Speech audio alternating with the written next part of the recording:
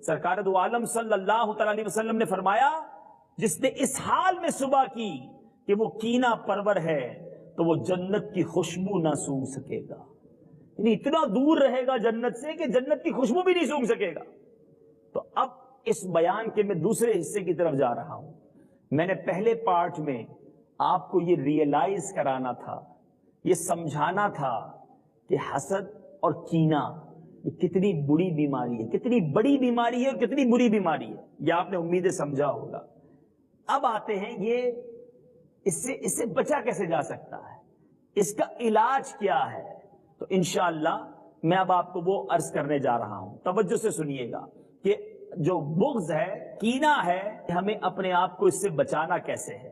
تو اب سب سے پہلے تو ایک ٹیسٹ کرتے ہیں، سارے اسلامی بھائی اپنا ٹیسٹ کریں کہ میری زندگی میں کوئی ایسا شخص ہے کہ جب بھی وہ میرے سامنے آتا ہے تو مجھے برا لگنے لگتا ہے، میرے سامنے اس کا ذکر کیا جائے تو مجھے اپنے دل پر بوجھ فیل ہوتا ہے، کوئی میرے سامنے اس کی اگر اچھائی بیان کرے، اس کی تعریف کرے تو مجھے اچھا نہیں لگتا۔ اچھا جب وہ سامنے آ کر مجھ سے ملاقات کرتا تو میرا ملاقات کا جی بھی نہیں چاہتا۔ اچھا میں اس کی ترقی میں مجھے تکلیف ہونا شروع ہو جاتی ہے۔ آپ کیا کرتے ہیں؟ لیبورٹری ٹیسٹ کراتے ہیں نا، کولیسٹرول ہے کہ نہیں، شوگر ہے کہ نہیں، ڈائبٹک ہے کہ نہیں، بلڈ پریشر ہے کہ نہیں، پہلے ٹیسٹ کراتے پھر دوائی کرتے نا۔ تو ٹیسٹ تو کریں پہلے۔ آج بیٹھے ہیں اللہ کی رحمت سے تو کچھ سیکھ کر جانا ہے، میں چیک کروں کہ مجھے اگر زندگی میں کچھ لوگوں سے حسد بغض کینہ ہو گیا ہے، میں آگے علاج بھی بتا رہا ہوں، لیکن پہلے آپ کو چیک کرنا ہوگا۔ اگر آپ کو لگ رہا ہے کہ ہاں 2-3 لوگ ایسے ہیں فیملی میں، خاندان میں، دوستوں میں کہ جن کے ساتھ مجھے پرابلم ہے، تو اب آتے ہیں علاج کی طرف۔ اور سبحان اللہ، پیارے آقا علیہ الصلوۃ والسلام نے علاج بھی عطا کیا ہے۔ ایک دعا بہت پیاری ہے، آپ چاہیں تو نوٹ کر لیں، قرآن پاک کے 28ویں پارے کی سورہ حشر کی آیت نمبر 10، پارہ نمبر 28، سورہ حشر آیت نمبر 10، اور وہ آیت کیا ہے؟ وَلَا تَجْعَلْ فِي قُلُوبِنَا غِلًّا لِّلَّذِينَ آمَنُوا رَبَّنَا إِنَّكَ رَءُوفٌ رَحِيمٌ۔ کیا خوبصورت ترجمہ ہے۔ اور ہمارے دل میں ایمان والوں کی طرف سے کینہ نہ رکھ، اے رب ہمارے، بے شک تو ہی نہایت مہربان رحم والا ہے۔ اس کا ترجمہ یاد ہوگا نا، پھر یہ دعا کرنے کا مزہ بھی بہت آئے گا۔ ہاتھ اٹھائیں، میں دعا کرتا ہوں، آمین کہہ دیتے ہیں۔ وَلَا تَجْعَلْ فِي قُلُوبِنَا غِلًّا لِّلَّذِينَ آمَنُوا رَبَّنَا إِنَّكَ رَءُوفٌ رَحِيمٌ۔ اللہم ربنا ولا تجعل فی قلوبنا غلا للذین آمنوا ربنا انک رؤوف رحیم۔ اللہم ربنا ولا تجعل فی قلوبنا غلا للذین آمنوا ربنا انک رؤوف رحیم۔ آمین بجاہ النبی الامین۔ میٹھے میٹھے اسلامی بھائیوں، اب یہ کینہ جو ہے نا، اس کی ایک بڑی وجہ، ہم کہتے ہیں نا شوگر کیوں ہو گئی، میٹھا بہت کھاتے ہو، اب میٹھا نہیں کھانا۔ کینے کی ایک بڑی وجہ غصہ بھی ہے۔ جس کو غصہ بہت آتا ہے نا، اس کو کینہ ہو جائے گا، اس کو بغض ہو جاتا ہے۔ اب غصے کو اپنے کم کیجیے، غصے کو پینے کی عادت ڈالیے۔ نبی پاک علیہ الصلوۃ والسلام نے فرمایا، سنو، کچھ لوگ ہوتے کہتے مجھے بڑا غصہ آتا ہے، میں ٹٹ فار ٹیٹ، جیسے کو تیسا، میں نہیں چھوڑتا کسی کو۔ نہیں، یہ کمال نہیں ہے، بلکہ اب جو میں حدیث سنانے جا رہا ہوں، میرے آقا علیہ الصلوۃ والسلام فرماتے جس نے غصے کو ضبط کر لیا حالانکہ وہ اسے نافذ کرنے پر قادر تھا۔ یہ بھی بڑی پیاری بات ہے۔ یعنی ایک بندے نے میرے ساتھ ظلم کیا، میں کہتا ہوں یار جا معاف کیا، کیوں معاف کیا، بندہ بہت بڑا بگاڑ تو کچھ سکوں گا نہیں، چلو معافی کر دیتا ہوں۔ یہ معافی میں کمال نہیں ہے۔ کمال یہ ہے کہ آپ اتھارٹی رکھتے ہیں، آپ بدلہ بھی لے سکتے ہیں، آپ اس ظلم کے بدلے اس پر جو بدلہ لینا ہے وہ لے سکتے ہیں، اب معاف کر دیں۔ نبی پاک فرماتے ہیں کہ جس نے غصے کو ضبط کر لیا حالانکہ وہ اسے نافذ کرنے پر قادر تھا، تو اللہ عز و جل بروز قیامت اس کو تمام مخلوق کے سامنے بلائے گا اور اسے اختیار دے گا جس حور کو چاہے لے جائے۔ کیوں؟ غصے پر ضبط کرنے والا تھا۔ ایک اور بڑی مشہور حدیث ہے، ہم سنتے رہتے ہیں، پہلوان وہ نہیں جو کسی کو پچھاڑ دے غصے کے وقت، بلکہ پہلوان وہ ہے، پاورفل وہ ہے جو غصے کے وقت اپنے آپ پر قابو رکھے، تو قابو رکھنے کی عادت رکھے۔ मुसलमानों को माफ करने वाले बने, फिर आपका दिल इंशाअल्लाह मुसलमानों के कीने से पाक होता जाएगा। अच्छा, एक और बड़ा खूबसूरत अमल सरकार अलैहिस्सलाम ने फरमाया, तसाफहू यज़हबिल गिल्लु व तहादू तहाब्बू व तज़हबिश शहना। मेरे आका फरमाते मुसाफहा किया करो, हाथ मिलाया करें, कीना दूर होगा। तोहफा दिया करो, मोहब्बत बढ़ेगी और बुग़्ज़ दूर होगा। अब अगर आपको ये फील हो रहा है कि यार फला आदमी से मुझे प्रॉब्लम है, अब प्रॉब्लम हमें है ना, दिल हमें साफ करना है मुश्किल काम जो बताने जा रहा हूं, लेकिन अब जब वो सामने आए तो आप खुद आगे बढ़ के मिले उससे, सलाम में पहल करें और उससे मुसाफा करें अच्छी तरह। आपको भारी लगेगा लेकिन यही तो इलाज है। अब जब आप हाथ मिलाएंगे तो मोहब्बत बढ़ेगी। कोई तोहफा उसे दे दें, आप कहेंगे बंदा ही अच्छा नहीं लगता, उसको तोहफा कैसे दूं? यही तो इलाज है कि आपको जिससे प्रॉब्लम है आप उसे तोहफा भिजवा दें। अब आपके दिल से इंशाअल्लाह कीना दूर होना शुरू होगा, आपका दिल साफ होना शुरू होगा और अल्लाह की रहमत हासिल हो जाएगी। एक बात याद रखिए, ये दिल, आप कहेंगे यार ये जरूरी क्यों है? एक तो मैंने इसकी बुराई बताई कि वो ईमान बर्बाद कर सकता है। दिल एक प्याले की मानिंद है, अगर इस दिल में गंदगी है ना तो इबादत का नूर नहीं आएगा।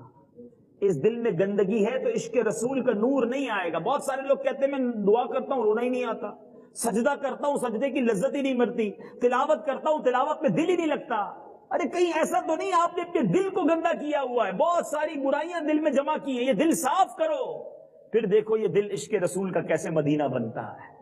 तो आपको ये दिल साफ करना है तो अब आप तोहफा दीजिए, सलाम कीजिए, सलाम में पहल कीजिए, इंशाअल्लाह आपके दिल में सफाई होना शुरू हो जाएगी। आपको इंशाअल्लाह आजिज़ी इंकिसारी भी मिलेगी, मुसलमानों के कीने से आपका दिल पाक होगा। अब एक और बड़ी अहम बात, अपने बच्चों को भी मुग़्ज़ो कीना से बचाएं।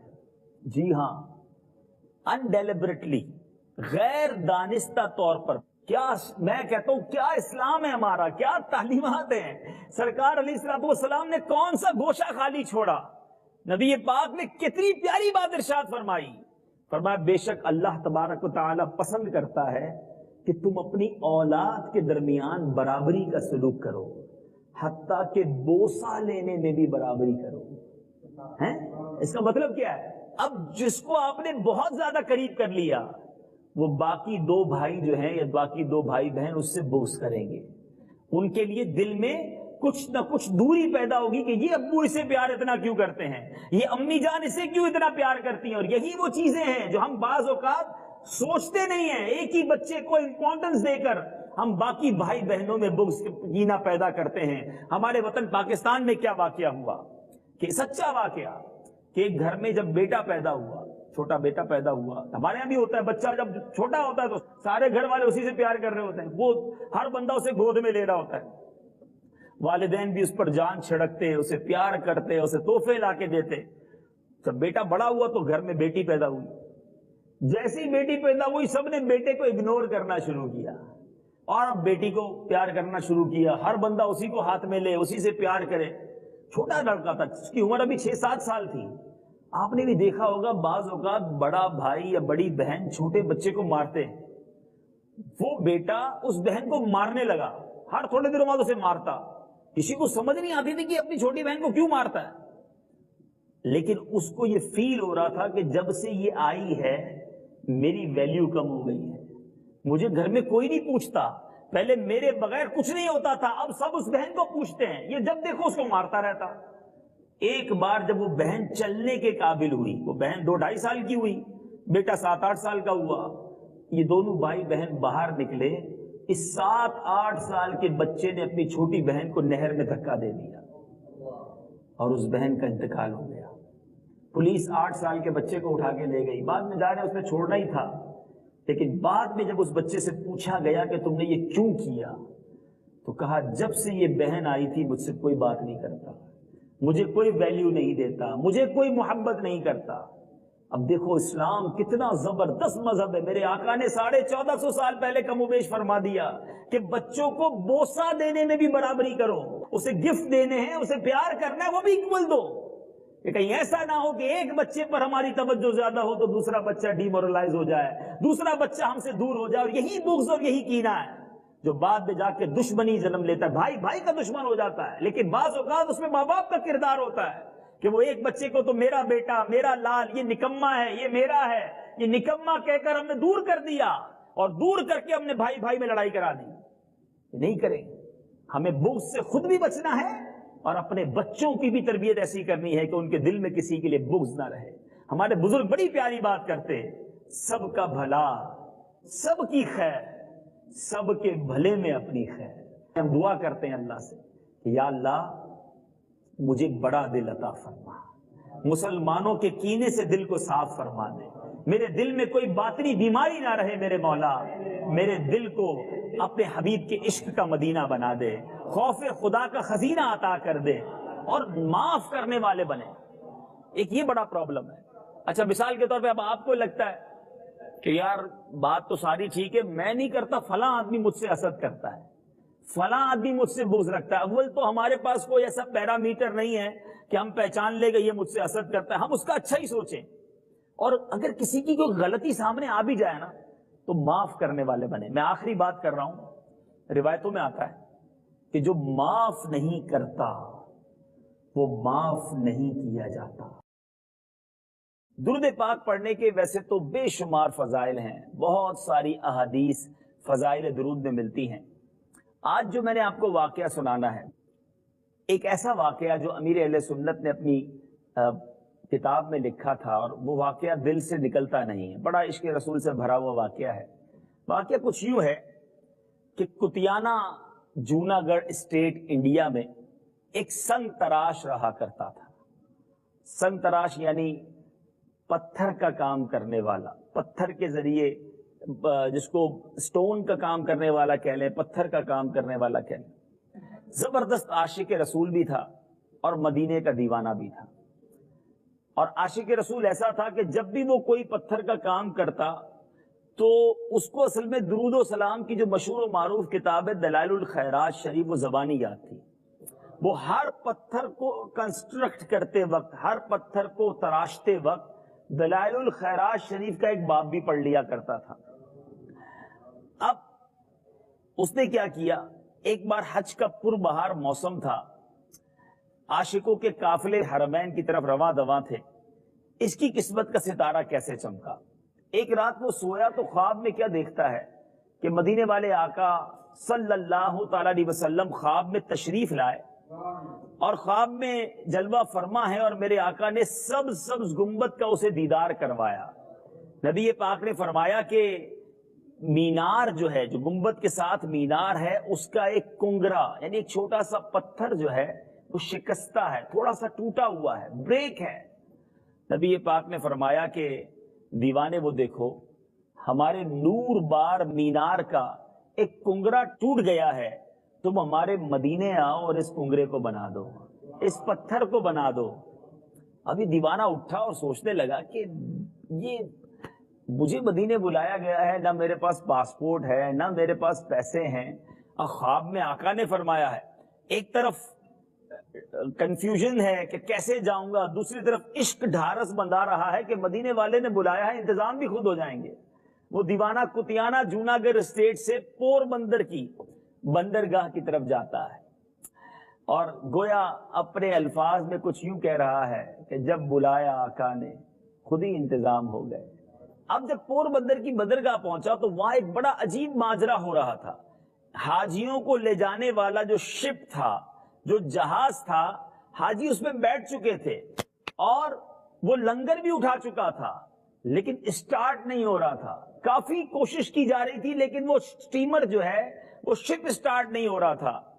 تو اب دور سے یہ دیوانہ بندرگاہ پر پہنچا تو کسی نے جہاز کے اندر سے دیکھ کر کہا کہ وہ دیکھو پورٹ پہ کوئی حاجی باقی رہ گیا ہے. اور اب ایک چھوٹی کشتی بھیجی گئی، کیونکہ سٹیمر اگر دور ہو جائے تو اب وہ کنارے پر کوئی آ نہیں سکتا. چھوٹی کشتی بھیجی گئی، اس دیوانے کو اس پورٹ سے، اس بندرگاہ سے سوار کروا کر اس سٹیمر کے اندر، اس کشتی کے اندر سوار کیا گیا. جیسے ہی دیوانے نے شپ میں پیر رکھا وہ شپ اسٹارٹ ہو گیا. اچھا کسی نے پوچھا نہیں تمہارا پاسپورٹ کہاں ہے، تمہاری ٹکٹ کہاں ہے. ایوری بڈی ریئلائز، وہ یہ سمجھ رہے تھے کہ وہی ہے جو ہمارے جہاز میں تھا، پیچھے رہ گیا ہے. اب یہ جہاز سوئے حرم روانہ ہوا، دیوانہ درود پڑھتا ہوا، سرکار کے عشق میں جھومتا ہوا مدینہ منورہ پہنچا. اب ایک اور بڑی عجیب بات ہے کہ خواب میں کہا گیا تھا کہ مینار آ کر بنانا ہے, اس کا چھوٹا سا کوئی پیس ہے جو بروک ہے, اسے ٹھیک کرنا ہے, لیکن وہاں جا کر کرنے کون دے گا؟ لیکن جب یہ دیوانہ مدینہ منورہ پہنچتا ہے, ذرا غور کیجئے, جب وہ دیوانہ مدینے میں پہنچتا ہے تو وہاں پہلے سے مدینے کے خدام انتظار کر رہے تھے. جیسے ہی اسے دیکھا پہچان لیا, گویا ان کے خواب میں بھی آقا نے دیوانے کے بارے میں بتا دیا تھا. اب دیوانے سے ان خدام نے کہا کہ دیکھو, اس نے دیکھا واقعی خواب میں جو جگہ بتائی گئی تھی ایگزیکٹلی وہ پتھر جو ہے وہ ٹوٹا ہوا تھا, وہ کنگرا شکستہ تھا. اب اس دیوانے نے اپنے جسم سے رسیوں کو باندھا, مینار پر چڑھتا ہے. ایک عاشق کبھی یہ گوارا نہیں کرے گا کہ وہ روضہ رسول سے, مینار سے اور گنبد خضرا سے اوپر جائے, مگر ادب سے حکم فوقیت رکھتا ہے. اس اصول کے تحت وہ دیوانہ اس مینار پر چڑھتا ہے. درود و سلام کی صدائیں ہیں. اب جب اس دیوانے نے وہ پتھر کو کریکشن کرنی تھی, جو ٹھیک کرنا تھا, جو کنگرے شکستہ کنگرے کو ٹھیک کرنا تھا, وہ تو اس نے وہاں پر کر دیا, مگر اس کی روح نے واپس آنے سے انکار کر دیا. جب وہ رسی واپس آئی تو دیوانہ تو آیا, لیکن سرکار کے قدموں میں اپنی جان قربان کر چکا تھا. اوپر ہی اس کا انتقال ہو چکا تھا اور دیکھنے والوں کی چیخیں نکل گئیں. میٹھے میٹھے اسلامی بھائیوں, مدنی چینل کے ناظرین, شاعر لکھتے ہیں نا, جب تیری یاد میں دنیا سے گیا ہے کوئی, جب تیری یاد میں دنیا سے گیا ہے کوئی, جان لینے کو دلہن بن کے قضا آئی ہے. بہرحال یہ بہت عشق والا بڑا خوبصورت واقعہ. درود پاک کی کثرت, درود پاک پڑھنے کی برکت دیکھیں. تو بہرحال میٹھے اسلامی بھائیوں, بات یہ ہے, اگر درود پاک زبان پر ہوگا نا تو مدینے پاک کا بلاوا بھی آتا رہے گا. بہت سارے لوگ یہ سوچتے بھی ہیں, کبھی کبھی سوال بھی کرتے ہیں کہ دیدار مصطفیٰ صلی اللہ تعالی علیہ وسلم کیسے پاسبل ہے, اس کا طریقہ کیا ہے؟ علماء لکھتے ہیں کثرت سے درود پاک پڑھنا, نبی پاک کی ذات پر کثرت سے درود پاک پڑھنا جو ہے, یہ سرکار علیہ الصلوۃ والسلام کے دیدار کرنے کا ایک طریقہ بھی ہے. تو اگر آپ چاہتے ہیں کہ سرکار علیہ الصلوۃ والسلام کی خاص نگاہ کرم آپ پر ہو تو درود پاک پڑھنا اپنا معمول بنائیے. آئیے مل کر محبت کے ساتھ بآواز بلند درود پاک پڑھ لیجئے. صلو علی الحبیب صلی اللہ تعالی علی محمد صلی اللہ علیہ وسلم. میٹھے میٹھے اسلامی بھائیوں, آج میں نے ایک بیماری کے بارے میں بات کرنی ہے. جی ہاں, دنیا میں لوگ بیماریوں سے بچنے کی بڑی کوشش کرتے ہیں, کرنا بھی چاہیے. اور جب بات دل کی بیماری کی ہو, ہارٹ ڈیزیز کی بات ہو, تو بہت زیادہ کانشیس ہو جاتے ہیں کہ یار اگر دل میں کوئی خرابی ہو گئی تو پھر ایسا نہ ہو ہارٹ اٹیک ہو جائے, ایسا نہ ہو کہ ہمیں زندگی سے ہی ہاتھ دھونا پڑے. تو لوگ بہت زیادہ کولیسٹرول کنٹرول کرتے ہیں, ڈائبٹک کنٹرول کرتے ہیں. ٹھیک ہے, ہونا چاہیے, لیکن کیا آپ جانتے ہیں کہ کچھ بیماری ایسی ہیں کہ جو جان نہیں لیتی, جو ایمان لے لیتی ہیں. جی ہاں, ان کو باطنی بیماری کہا جاتا ہے. دنیا کی بیماری جو ہے نا, وہ ہماری گناہ معاف کرنے کا سبب بن جاتی ہے. بعض اوقات انسان جب بیمار ہوتا ہے اور وہ اس پر صبر کرتا ہے تو الحمدللہ اس کے گناہ معاف کر دیے جاتے ہیں. لیکن اگر کوئی شخص دل کی بیماریوں میں, باطنی بیماریوں میں مبتلا ہو جائے تو اس کا ایمان جا سکتا ہے. آج میں نے ایک ایسی ہی بیماری کے بارے میں آپ کو بتانا بھی ہے, اس بیماری کے ریزن بھی بتانا ہے. واٹ از دا ریزن, کس وجہ سے ہو جاتی ہے وہ بیماری, اور اگر کسی کو ہو گئی ہے تو اس کا علاج کیا ہے. اگر آپ توجہ کے ساتھ سنیں گے تو آپ ریئلائز کریں گے کہ واقعی آج ہم بہت ساری جو ہماری جسمانی بیماریاں ہیں اس پر تو بہت ساری ڈیبیٹ بھی کرتے ہیں, اس کے بارے میں معلوم بھی کرتے ہیں, لیکن کیا باطنی بیماریاں جو ہمارے ایمان کے لیے, ہماری آخرت کے لیے بہت زیادہ خطرناک ہیں, اس کے بارے میں معلوم بھی ہے کہ نہیں؟ تو واقعہ سناؤں گا, اور ان دونوں سٹوریز کو سننے کے بعد یو ول ریئلائز, آپ کو بڑی آسانی کے ساتھ یہ سمجھ آ جائے گا کہ میرا ٹاپک کیا ہے اور یہ کتنا امپورٹنٹ بھی ہے. حضرت سیدنا ابن عباس رضی اللہ تعالیٰ عنہ کی خدمت میں کچھ لوگ گھبراہٹ کے عالم میں حاضر ہوئے. بہت گھبرائے ہوئے تھے اور عرض کی ہم حج کی سعادت پانے کے لیے نکلے تھے، ہمارے سے ایک آدمی بھی تھا، ہم اسے جب ذات الصفا ایک راستے میں مقام آتا ہے وہاں پہنچے تو اس کا انتقال ہو گیا، راستے میں انتقال ہو گیا، ڈیورنگ دا وے آف حج، حج کے راستے میں ہمارے قافلے میں ایک شخص کا انتقال ہو گیا۔ ہم نے جب اس کے غسل کفن کا انتظام کیا اور اس کے لیے قبر کھودی اور اسے دفن کرنے لگے تو دیکھا کہ اس کی قبر کالے سانپوں سے بھری ہوئی ہے۔ ہم بہت ڈر گئے، پریشان ہوئے، ہم نے دوسری قبر کھودی، جب دوسری قبر کھودی تو وہ بھی کالے سانپوں سے بھری ہوئی ہے۔ چنانچہ ہم نے ابھی تک اسے دفنایا نہیں ہے، ہم آپ کے پاس آئے کہ کریں تو کیا کریں، پہلی قبر میں سانپ، دوسری قبر میں سانپ، اور ذرا ٹرائی ٹو انڈرسٹینڈ یہ بندہ کدھر جا رہا تھا؟ حج کو جا رہا تھا۔ حج کے سفر پر جاتے ہوئے کسی کا انتقال ہو جائے تو قیامت تک اس کو حج کا ثواب ملتا ہے، وہ تو خوش نصیب ہے جو اس راہ میں مر جائے، لیکن یہ کیسا حاجی ہے کہ جو حج پر بھی جا رہا ہے مگر راستے میں مرتا ہے، ایک قبر میں سانپ، دوسری قبر کھودی اس میں بھی سانپ۔ حضرت سیدنا ابن عباس رضی اللہ تعالیٰ عنہ نے کیا کہا؟ ذَلِكَ الْغِلُّ الَّذِي تَغِلُّ بِهِ انطلقوا فادفنوه فی بعدها، فرماتے ہیں یہ اس کا کینہ ہے جو وہ اپنے دل میں رکھا کرتا تھا، جاؤ اسے وہیں دفن کر دو۔ یہ کینہ یہ ہے کیا؟ یہ کیسی بیماری ہے کہ اگر کسی کے دل میں یہ کینہ آ جائے، حج کے سفر پر جا رہا ہے مگر آپ فرماتے چونکہ دل میں کینہ ہے اور یہی اس کا عذاب ہے، سانپوں کے درمیان ہی اس کو دفن کر دو۔ ٹرائی ٹو انڈرسٹینڈ کتنی بڑی بیماری ہے یہ۔ اب ایک دوسرا واقعہ سنیے کہ ایک بار نبی پاک علیہ الصلوۃ والسلام، سیدنا انس رضی اللہ تعالیٰ عنہ راوی ہیں، کہتے ہیں پیارے آقا علیہ الصلوۃ والسلام کی بارگاہ میں حاضر تھے، آپ نے فرمایا اس وقت تمہارے پاس اس راستے سے ایک آدمی آئے گا کہ جو کہ جنتی ہوگا۔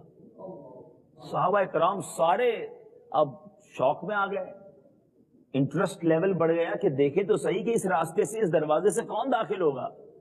اسی وقت ایک انصاری صحابی، بڑا نارمل سا آدمی جس کی داڑھی سے وضو کے قطرے بھی گر رہے تھے، بائیں ہاتھ میں جوتے اٹھائے ہوئے ہیں، اور وہ اس راستے سے آئے۔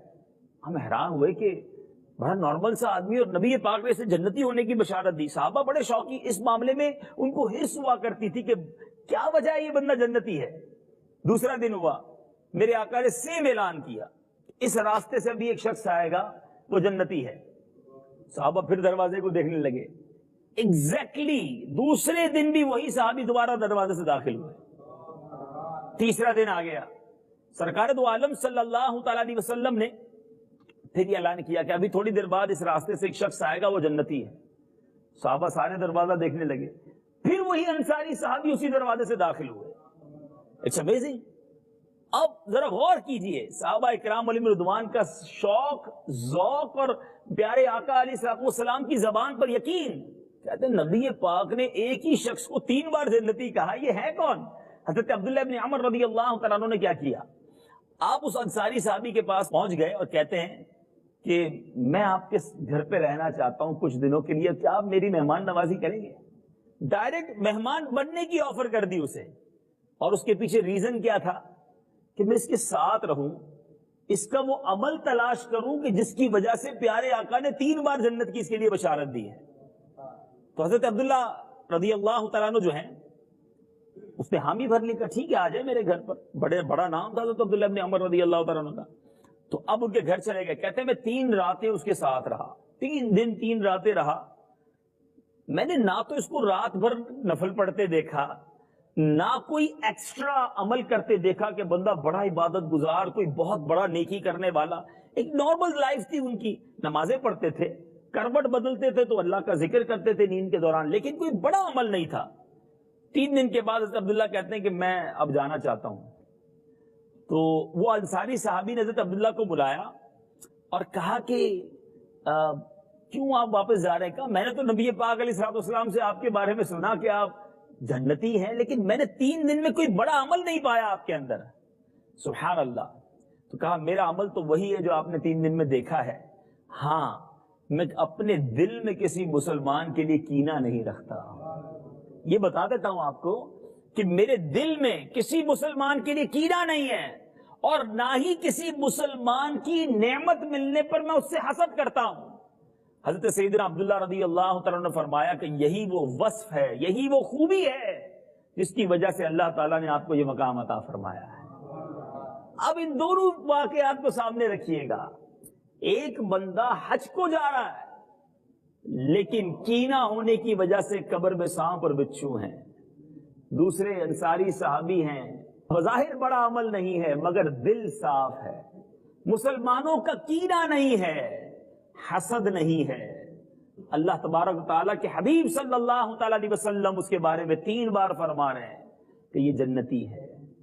اب میں اور آپ آج غور کریں. اٹ مینز, مجھے سچ بتاؤ, کولیسٹرول بڑی بیماری ہے, بلڈ پریشر بڑی بیماری ہے, ڈائبٹک شوگر بڑی بیماری ہے, یا یہ کینہ اور حسد بڑی بیماری ہے کہ قبر میں جس کی وجہ سے سانپ اور بچھو آ جائیں, جس کی وجہ سے اللہ ناراض ہو جائے, جس کی وجہ سے ایمان برباد ہو جائے.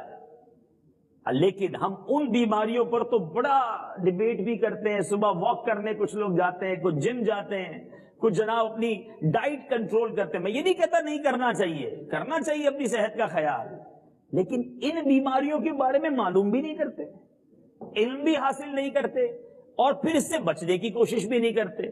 یہ بڑی محرومی نہیں ہے, یہ علم دین سے دوری نہیں ہے. اب آئیے میں آپ کو کینے کی تعریف بتاتا ہوں کہ کینہ جو ہے وہ اس کو کہتے ہیں, کہ چاہیں تو اس کو نوٹ ڈاؤن بھی کر لیں کہ واٹ از دا کینہ. کینہ کی ڈیفینیشن کیا ہے؟ کینہ کی تعریف حجت الاسلام سیدنا امام محمد غزالی علیہ رحمت اللہ الوالی بتاتے ہیں کہ کینہ یہ ہے کہ انسان اپنے دل میں کسی کو بوجھ جانے, یعنی آپ کو کسی کی بات ہو نا تو دل میں برڈن فیل ہو, بوجھ فیل ہو, اور اس سے دشمنی اور بغض رکھے, نفرت کرے, اور یہ کیفیت ہمیشہ ہمیشہ باقی رہے. یعنی جب بھی اس کی مثالیں بھی ہیں, میں تھوڑی اگزامپل دیتا ہوں تو اور سمجھنا آسان ہو جائے گا. اگر آپ یہ چیک کرنا چاہتے ہیں کہ پتہ نہیں مجھے کینہ ہے کہ نہیں, مجھے کسی سے حسد ہے کہ نہیں, تو یاد رکھیں کوئی شخص ایسا ہے آپ کے پاس, آپ کی فیملی میں, آپ کی بزنس کمیونٹی میں, آپ کے فرینڈز میں, آپ کی سٹی میں, آپ کے وطن میں, جب اس کا خیال آتا ہے آپ کو تو آپ کے دل میں ایک بوجھ سا فیل کرتے ہیں, برڈن فیل کرتے ہیں, نفرت کی ایک لہر دماغ میں دوڑ جاتی ہے. وہ نظر آ جائے تو ملنے سے کتراتے ہیں, سامنے آ جائے تو ملنے کا جی نہیں چاہتا, ہاتھ ملائے تو بندہ اس سے ہاتھ بھی نہیں ملاتا. اور اگر کوئی نقصان پہنچانے کا موقع ملے, یار میں اس کو کوئی نقصان پہنچا دوں, تو نقصان پہنچانے سے باز بھی نہیں رہتے. اسی کو کینہ کہتے ہیں. یہ ہے کینہ. اگر ان میں سے کوئی بات نہیں تو پھر ٹھیک ہے, لیکن اگر کسی ایک کے بارے میں, کسی ایک انڈیویجول کے بارے میں بھی آپ جب بات کرتے ہیں تو آپ کو مزہ نہیں آتا. اچھا بعض اوقات ایسا ہوتا ہے کہ کوئی شخص ہمارے سامنے اس کی تعریف کرتا ہے, ہم کہتے ہیں کوئی اور بات کرو. کسی کی بھلائی سن کر, کسی کی اچھی بات سن کر اگر آپ کو برا فیل ہو رہا ہے تو یہی گڑبڑ ہے دل کے اندر. چیک کریں کہ ایسا کیوں ہے. اچھا بڑی عجیب بات ہے, نارملی کسی دعوت میں جاتے ہیں تو اور اچھی طرح تیار ہو کر جاتے ہیں. کیوں؟ کہ لوگ میرے لباس کو دیکھتے ہیں, میرے چہرے کو دیکھتے ہیں. اپنے چہرے کو, اپنے لباس کو ہم بہت اچھا رکھنے کی کوشش کرتے ہیں. اچھی بات ہے, صفائی کرنی چاہیے, مگر میں آپ کو چوٹ کر رہا ہوں. وہ کیوں کرتے ہیں؟ کہ لوگ دیکھیں گے. آپ کو پتا ہے اللہ تبارک و تعالیٰ کہاں نظر فرماتا ہے؟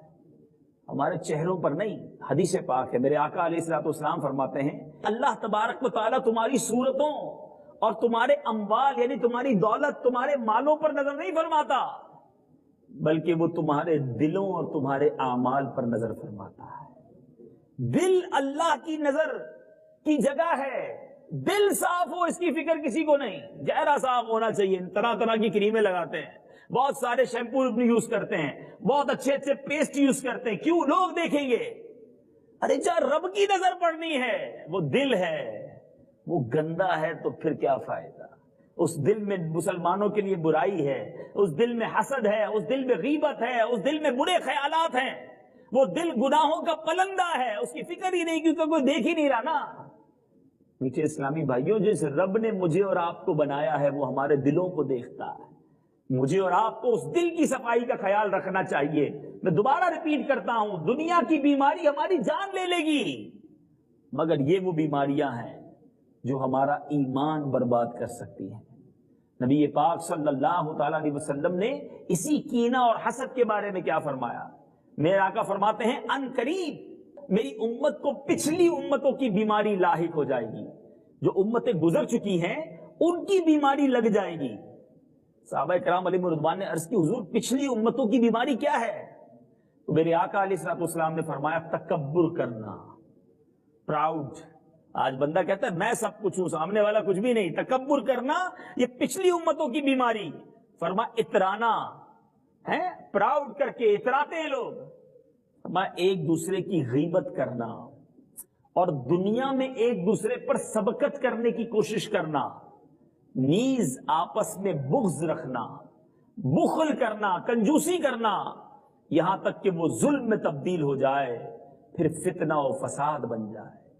میرے آقا نے بہت پہلے فرمایا کہ میری امت میں یہ بیماریاں ہو جائیں گی. آج آپ بتائیں کہ ہمارا حال کیا ہے؟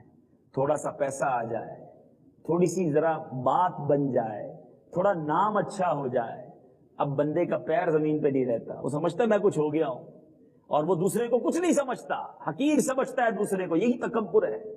پھر دنیا میں آگے بڑھنا. دیکھیں ہمیں ایک بہت بڑا اس وقت جو پرابلم ہے نا وہ یہ ہے کہ انسان دنیا میں دوسرے سے آگے بڑھنے کی کوشش میں لگا ہوا ہے. اچھا اس نے ایسا گھر بنا لیا، اب میں اس سے اچھا گھر بناؤں گا.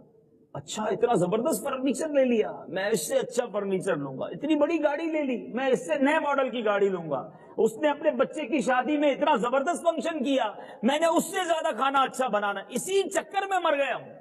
اسی کمپٹیشن میں ہم اپنے رب کو ناراض کرنے والے کاموں میں لگ جاتے ہیں، کیونکہ دل بھرتا ہی نہیں ہے. ہم ہمیشہ اپنے سے آگے والے کو دیکھتے ہیں. ابھی دیکھیں نا حضرت عبداللہ بن عمر رضی اللہ عنہ اس کے گھر گئے، 3 دن مہمان بنے.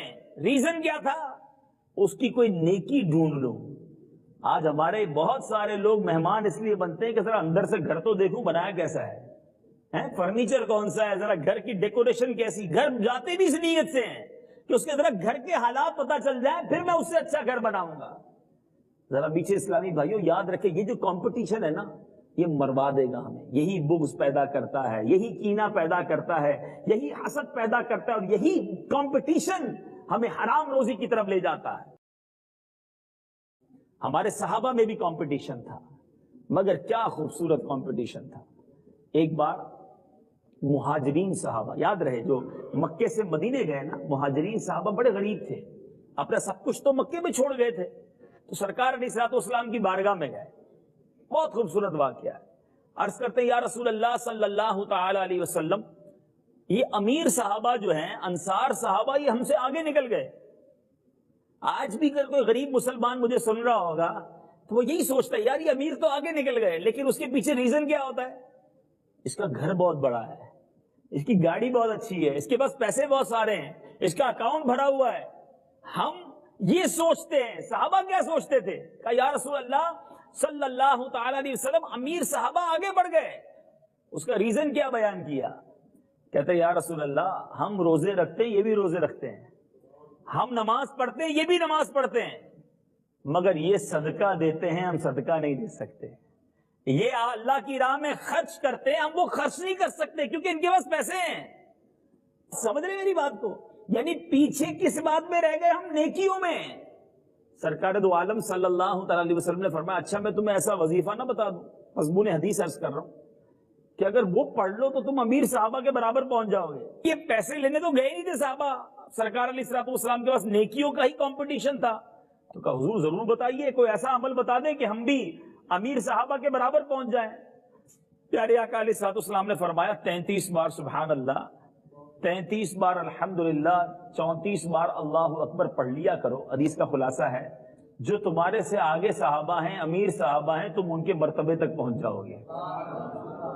اچھا صحابہ پیسے تو مانگنے گئے نہیں تھے، نیکیوں کا کمپٹیشن تھا، بڑے خوش واپس آئے. تھوڑی دیر بعد پھر واپس آ گئے سرکار علیہ الصلوۃ والسلام کے پاس. بڑا انٹرسٹنگ بات کرنے جا رہا ہوں کہ حضور جو ابھی آپ نے وظیفہ بتایا نا یہ وظیفہ تو امیر صاحبہ نے بھی سن لیا ہے، وہ یہ بھی پڑھ لیں گے۔ اللہ غنی، مینٹل لیول دیکھو کتنا شاندار ذہن تھا۔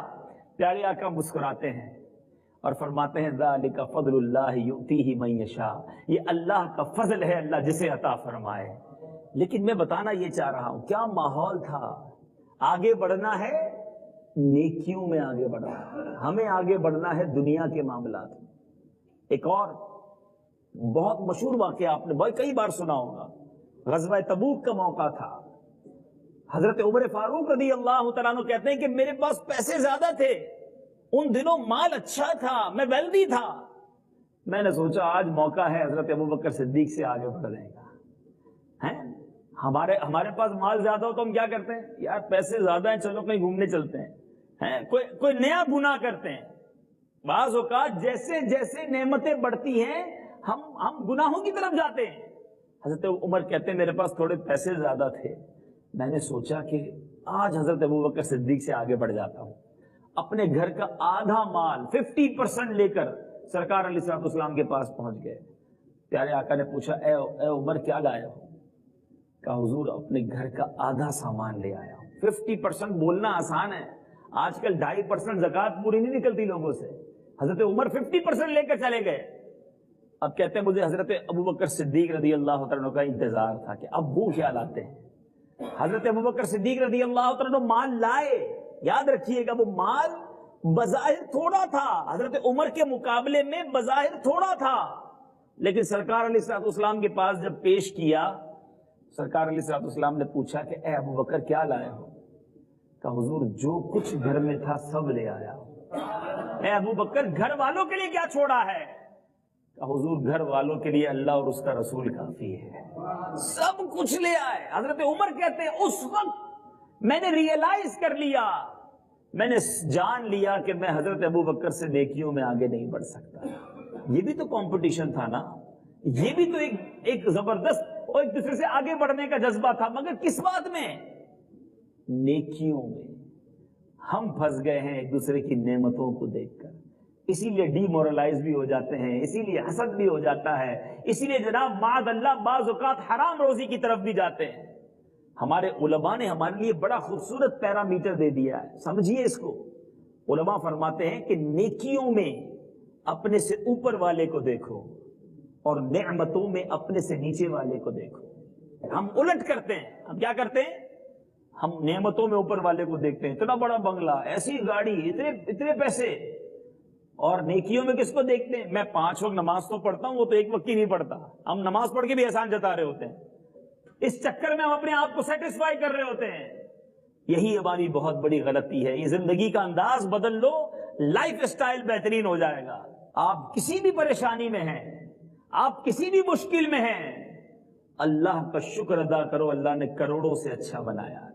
میں سب کو ایک دعویٰ کرنے جا رہا ہوں، چیلنج کرتا ہوں، آپ جیسی لائف گزار رہے ہیں اس وقت، ایسی لائف گزارنے کے لیے کروڑوں لوگ خواب دیکھ رہے ہیں۔ جی ہاں، آپ پیروں پہ چل کے آئے ہیں، کئی ایسے ہیں جن کے پیر ہی نہیں ہیں۔ آپ کھانا کھائیں گے اپنے ہاتھ سے کھائیں گے، کئی ایسے ہیں جن کے ہاتھ ہی نہیں ہیں۔ کھانا کھانے کے لیے ان کو نالیاں لگی ہوئی ہیں، کئی ایسے طرح طرح کی بیماریوں میں مبتلا ہیں۔ اور کیجیے، اللہ نے مجھے اور آپ کو کتنی نعمتوں سے نوازا ہے، مگر ہم اللہ کی نعمتوں کا شکر نہیں ادا کرتے، اپنے سے اوپر والوں کو دیکھ کر حسد میں مبتلا ہو جاتے ہیں، کینہ میں مبتلا ہو جاتے ہیں، کمپٹیشن میں لگ جاتے ہیں۔ نہ کرو ایسا، یہ کمپٹیشن ختم ہی نہیں ہو سکے گا اور آپ پریشان ہی رہو گے۔ اللہ نے جو دیا ہے اس پر شکر ادا کیجیے اور دوسرے مسلمانوں کا بھلا سوچیے، کینہ نہ رکھو کسی کے لیے، نفرت نہ رکھے کسی کے لیے، سب کا بھلا، سب کی خیر، سب کے بھلے میں اپنی خیر۔ جس دن آپ کا یہ ذہن بن گیا اس دن آپ کی زندگی پرسکون ہو جائے گی۔ یاد رکھیں، کینہ، میں نے پہلے کہا تھا نا، کچھ بیماریاں ایسی ہیں جو ایمان برباد کرتی ہیں، جو بندے کو دوزخ کا ایندھن بنا دیتی ہیں۔ سرکار دو عالم صلی اللہ تعالی علیہ وسلم نے فرمایا، بے شک ان النمیمۃ والحقد فی النار لا یجتمعان فی قلب مسلم۔ میرے آقا فرماتے بے شک چغل خوری اور کینہ پروری جہنم میں ہیں، یہ دونوں کسی مسلمان کے دل میں جمع نہیں ہو سکتے۔ کینہ اور چغل خوری یہ کسی مسلمان کے دل میں جمع نہیں ہوں گے کیونکہ یہ جہنم سے ہیں، لیکن کئی مسلمان ایسے ہیں جن کے دل بھرے ہوئے ان چیزوں سے، مسلمانوں کے لیے نفرت کے جذبات رکھتے ہیں، کسی کی ترقی وہ میں دیکھی نہیں جاتی۔ کوئی بتاتا بھی ہے نا بیچارہ آ کے کہ میں نے نئی دکان لی ہے، بندہ کہتا ہے اچھا بہت مبارک ہو، اوپننگ میں بھی جاتے ہیں، بریانی بھی کھا کر آتے ہیں، مگر دل میں بڑی برا لگ رہا ہوتا کہ اس کی ترقی کیوں ہو گئی، کہتے ہیں یہ چوری کے مال سے بنائی ہے، 2 نمبر کا پیسہ جمع کیا ہے، اس کی ترقی ہو رہی ہے، تمہیں پرابلم ہو رہی ہے۔ کوئی آ کر بتاتا ہے میری گاڑی ہے، دیکھو نئی گاڑی لی ہے، اس کے سامنے بڑے مسکرا کر ملیں گے، ہاں ہاں ماشاءاللہ اللہ مبارک کرے، جیسے ہی جائے گا بولے گا سود کے پیسے سے گاڑی لی ہے۔ یعنی کسی کی بھی ترقی میں پرابلم ہو جاتی ہے ہمیں، کیوں ایسا ہے؟ کسی کے گھر جاتے ہیں، اچھا خاصا گھر جائیں گے، کھا پی کر نکلیں گے، باہر نکل کے اس کی برائی کر رہے ہوں گے۔ میرے پیچھے اسلامی بھائیوں یہ گندا دل ہے، یہ مسلمان کا طریقہ نہیں۔ مسلمان کی ترقی میں خوش ہونا سیکھیں، کیوں ہم کسی کا برا چاہیں؟ اب کسی مسلمان کی پتہ چلتا ہے، جس سے حسد ہوتا ہے نا، جس کے بارے میں کینہ ہوتا ہے، ہم کوئی آ کر بتاتا ہے یار پتہ چلا اس کا کنٹینر ڈوب گیا، اس کی دکان میں آگ لگ گئی، اس کی گاڑی کا ایکسیڈنٹ ہو گیا، اچھا اس کے سامنے تو کہیں گے ہاں ہاں بڑا افسوس ہوا، جیسے ہی وہ جائے گا دل میں خوشی کے لڈو پھوٹ رہے ہوں گے، بڑا اچھا ہوا، برباد ہو گیا۔ توبہ توبہ توبہ، ذرا غور کرو یار، اتنا گندا دل ہے میرا کہ کسی مسلمان کی تکلیف پر میں خوش ہو رہا ہوں اور کسی مسلمان کی ترقی میں مجھے پرابلم ہو رہی ہے۔ یہ جو حسد ہے نا، یہ کتنی بری بات ہے۔ میں آپ سب سے ایک سوال کرتا ہوں، یہ بتائیں دولت دینے والا کون ہے؟ ذرا زور سے جواب دیں، اللہ کا نام لے رہے ہو زور سے، دولت دینے والا کون ہے؟ رزق دینے والا کون ہے؟ حسن دینے والا کون ہے؟ شہرت دینے والا کون ہے؟ ترقی دینے والا کون ہے؟ سب اللہ دینے والا ہے۔ اب مجھے ایک بات بتاؤ، اللہ نے کسی کو دولت دی ہے، مجھے پرابلم کیوں ہو رہی ہے؟ اللہ نے کسی کو شہرت دی ہے، مجھے پرابلم کیوں ہو رہی ہے؟ اللہ نے کسی کو حسن دیا ہے، مجھے مسئلہ کیوں ہو رہا ہے؟ اللہ نے کسی کے نام کو اونچا کر دیا ہے، مجھے پرابلم کیوں ہو رہی ہے؟ سوچو اپنے آپ سے۔ اس کا مطلب یہ ہے کہ اللہ جو کر رہا ہے میں اس پر اعتراض کر رہا ہوں، جبھی تو ہمیں پرابلم ہوتی ہے کہ یہ کیوں ترقی پا رہا ہے، یہ اتنا خوبصورت کیوں ہے، اس کی آواز اتنی اچھی کیوں ہے، اس کی مارکیٹ میں اتنا اچھا نام کیوں ہو گیا، ارے اس کے اتنے بیٹے کیوں ہیں، اس پر پرابلم ہے۔ اس کے بیٹے کیوں ہوتے ہیں؟ ہمارے یہاں بیٹیاں ہی ہوتی ہیں، اس کو بیٹا ہو جاتا ہے۔ ارے اللہ دینے والا ہے، تم اپنے لیے رب سے مانگو۔ دیکھیں، ایک ہے حسد اور ایک ہے رشک، یہ سمجھنا ہوگا۔ حسد کیا ہے کہ جو اس کے پاس نعمت ہے یہ چھن جائے اور مجھے مل جائے، یہ حرام، جہنم میں لے جانے والا کام۔ اور رشک کیا ہے؟ یا اللہ تو نے اس کو دیا ہے، مجھے بھی دے دے، یہ ٹھیک ہے، اس کی اجازت ہے۔ یا اللہ تو نے اس کو بڑی نعمتیں دی ہیں، مجھے بھی عطا کر دے، یہ ٹھیک ہے۔ لیکن اس کی نعمتیں چھن جائیں، اس کی نعمتیں برباد ہو جائیں اور مجھے مل جائیں، یہ حرام، یہ بہت بری بیماری ہے۔ اور آج ہمارے معاشرے کے اندر یہ اتنی تیزی سے بڑھتی جا رہی ہے اور دلوں کے اندر اتنا کینہ بھرا ہوا ہے۔ آج 2 بھائی ساتھ رہتے ہیں، 2 دوست کھانا ساتھ کھاتے ہیں، ہنس ہنس کے ملتے ہیں، لیکن جیسے ہی دوسری کی ترقی کی پتہ چلتا ہے اس کا دل بجھ جاتا ہے۔ یہ نہیں ہونا چاہیے۔ اپنے دل کو خدارا اس بیماری سے صاف کیجئے۔ اور میں ایک آپ کو اور بات بتاؤں کہ یہ جو کینہ ہے نا، اس کی وجہ سے کینہ کرنے والا، حسد کرنے والا کبھی سکون کی نیند نہیں سوتا۔ کئی لوگ ملتے ہیں ہمیں، کہتے مجھے نیند نہیں آتی، میں سوتا ہوں پھر بھی میرا دماغ چل رہا ہوتا ہے۔ اگر تھوڑا سا اس کی ڈیپ میں جائے نا تو کسی نہ کسی کا حسد پالا ہوگا یا کسی نہ کسی سے کینہ رکھا ہوگا، اور وہ ترقی کرتا ہوگا، اس کو ٹینشن شروع ہو جاتی ہوگی، یہ اسی کے بارے میں سوچتا رہتا ہوگا کیسے پیچھے کروں اس کو، کیسے میں سے آگے نکلوں۔ اگر آپ کے دل میں حسد نہیں ہے، اگر آپ کا دل لوگوں کے کینے سے پاک ہے نا، آپ بہت سکون کی نیند سوئیں گے، آپ بہت ریلیکس رہیں گے۔ اور یہ میں نہیں کہہ رہا، سرکار دو عالم صلی اللہ تعالی علیہ وسلم کے بہت پیارے غلام امام شافعی رحمت اللہ تعالی علیہ فرماتے ہیں، دنیا میں کینہ پرور اور حاسدین سب سے کم سکون پاتے ہیں، انہیں سکون نہیں ملتا۔ اگر آپ سکون چاہتے ہیں اپنے دل کو صاف کر لیجیے۔